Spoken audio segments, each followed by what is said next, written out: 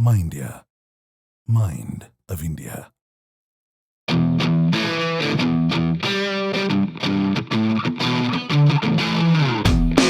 कीचड़ भरे मैदान में एक दूसरे को पीछे छोड़ने को आतुर जी जान से दौड़ते पशुओं और उनके पालकों को देखकर कौन मंत्रमुग्ध नहीं होता।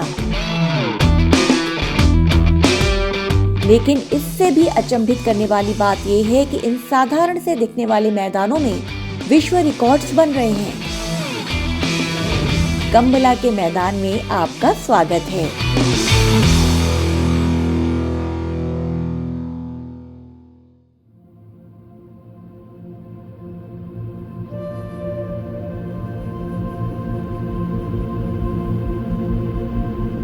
कंबला तटीय कर्नाटक में खेला जाने वाला एक पारंपरिक और रोमांचकारी खेल है जो यहाँ की संस्कृति में रचा बसा है।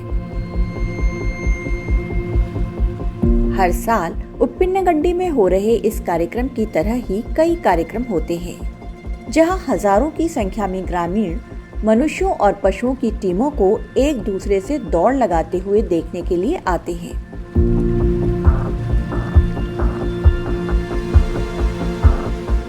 मनुष्य और पशु की इस दौड़ में जीतने वालों को केवल सम्मान और प्रतिष्ठा ही नहीं वरन बहुमूल्य पुरस्कार भी मिलते हैं।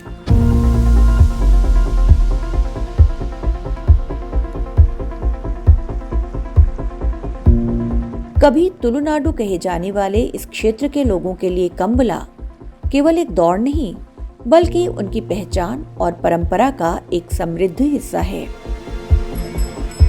सामान्य तौर पर ये दौड़ स्थानीय देवताओं की प्रार्थना के साथ प्रारंभ होती है, लेकिन इसकी कहानियां तो वास्तविक दौड़ से पहले ही शुरू हो जाती हैं।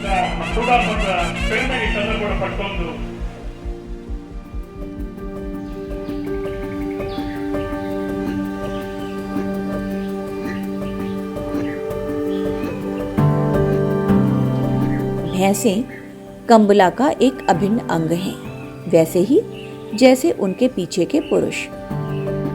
इन भैंसों को गति और चपलता के लिए विशेष रूप से पाला और प्रशिक्षित किया जाता है।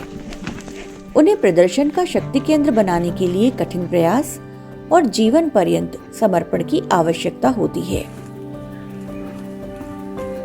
किसान अपनी भैंसों को स्वयं पालते हैं और उन्हें दौड़ाने के लिए आदर्श जॉकी ढूंढते हैं, जिससे पूरे क्षेत्र में प्रतिस्पर्धा की भावना बढ़ जाती है।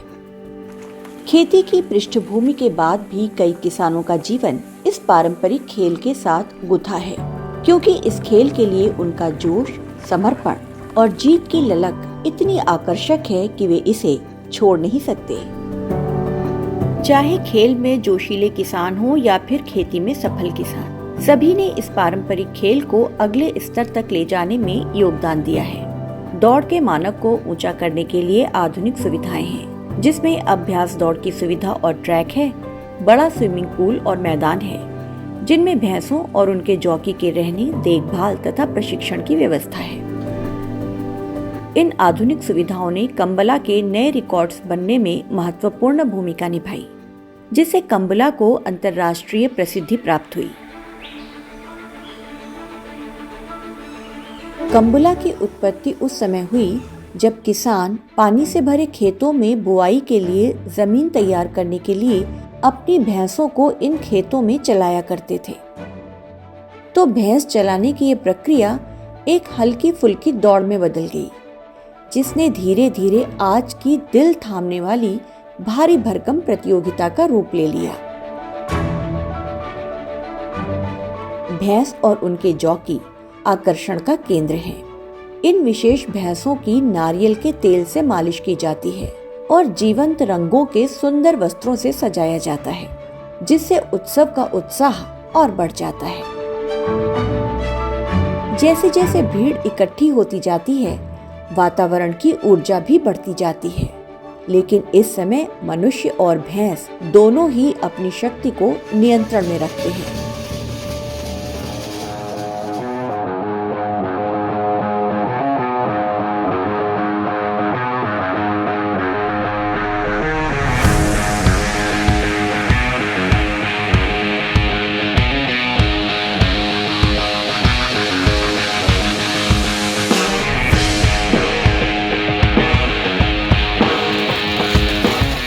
बनी 145 मीटर लंबी भीगे हुए कीचड़ की समानांतर पट्टी भुलाए जा चुके धावकों और रिकॉर्ड तोड़ने वाले विजेताओं के अंतर को परिभाषित करती है।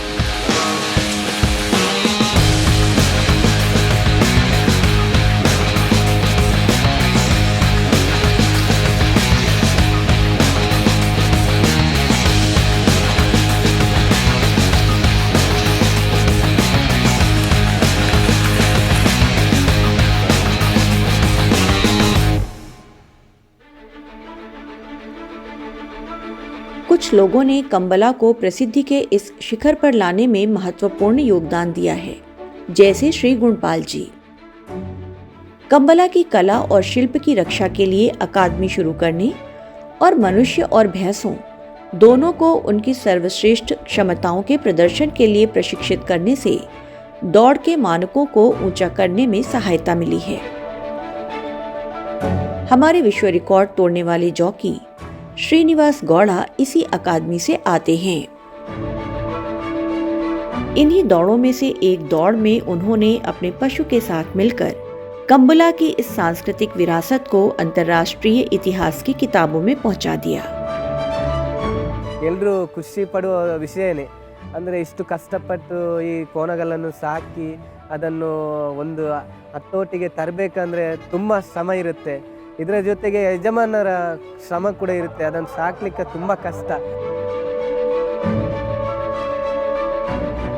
उन्होंने 100 मीटर की दौड़ 9.55 सेकंड में पूरी की और रातों रात अंतर्राष्ट्रीय सितारा बन गए, जबकि सामान्य 100 मीटर धावक उसेन बोल्ट का विश्व रिकॉर्ड 9.58 सेकंड है। ನಾವು ಕಮಲ ಕ್ರೀಡೆಯನ್ನು ಯಾವತ್ತೂ ಇದು ಮಾಡಲಿಕ್ಕಿಲ್ಲ। ನಾವು ಕಮಲ ಕ್ರೀಡೆ ಚಿಕ್ಕಂದಿನಲ್ಲೂ ಈ ಕೆಸರುಗದ್ದೆಯಲ್ಲೇ ಓಡಿದವರು, ಕೆಸರುಗದ್ದೆಯಲ್ಲೇ ಬೆಳೆದವರು। ಇನ್ನು ಮುಂದೆ ಕೂಡ ಈ ಕೆಸರುಗದ್ದೆ ಕಮಲವನ್ನು ಕ್ರೀಡೆಯನ್ನು ಉಳಿಸಬೇಕಂತ ನಮಗೂ ತುಂಬ ಮುಂದುವರಿಸಬೇಕಂತ ನಮಗೆ ಆಸೆ। यद्यपि विनम्र निर्माण कार्यकर्ता श्रीनिवास गौड़ा ने वैश्विक सुर्खियां अर्जित करी, तथापि ये भी जानने योग्य है कि अब तक कई जॉकी 100 मीटर की दूरी का विश्व रिकॉर्ड तोड़ चुके हैं, पर इसे ट्रैक पर दोहराया नहीं जा सकता, क्योंकि जॉकी अपनी गति का श्रेय अपनी भैंसों को भी देते हैं। फिर भी ये सर्वविदित होना चाहिए कि रेसिंग संस्कृति की समृद्ध विरासत में निहित विश्व के कुछ सबसे तेज पुरुष धावक और शायद भैंस भी तटीय कर्नाटक में चावल के खेतों में दौड़ते हैं।